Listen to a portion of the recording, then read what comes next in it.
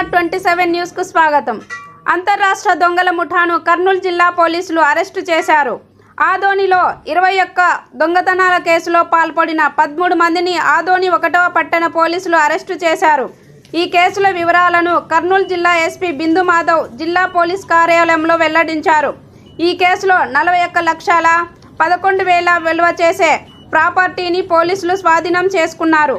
478.7 గ్రాముల బంగారు ఆభరణాలు, 8,04,000 రూపాయల నగదును స్వాధీనం చేసుకున్నామని జిల్లా ఎస్పీ బిందు మాధవ్ తెలిపారు. పెద్ద ఎత్తున ప్రాపర్టీని స్వాధీనం చేసుకున్నందుకు ఎస్పీ బిందు మాధవ్ ఆదోని పోలీసులను అభినందించారు.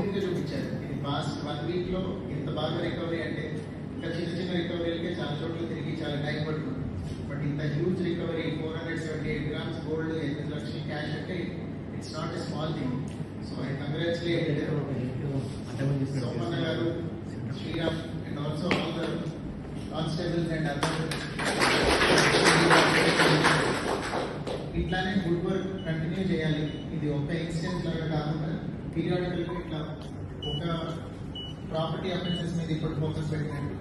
ఇంకా ఫ్యూచర్లో మిస్సింగ్ కేసెస్ కానీ లేదా క్రైమ్ డిటెక్షన్లో ఇంకేదైనా ఇతరత్ర అఫెన్సెస్లో పెండింగ్ ఇన్వెస్టిగేషన్ ఏదైనా ఉంటే అది కూడా స్పీడప్ చేసి కర్నూలు డిస్ట్రిక్ట్ పోలీస్ అంటే వీళ్ళన్నింటిలో బాగా పనిచేస్తారు అనేలాగా ఇప్పుడు ఎలా అయితే ఆదోని సబ్ డివిజన్ మిగతా వాళ్ళకి ఇన్స్పిరేషన్ అయ్యారు, కర్నూలు పోలీస్ అట్లా మొత్తం స్టేట్ అన్ని డిస్ట్రిక్ట్స్ పోలీస్కి ఇన్స్పిరేషన్ అవ్వాలని.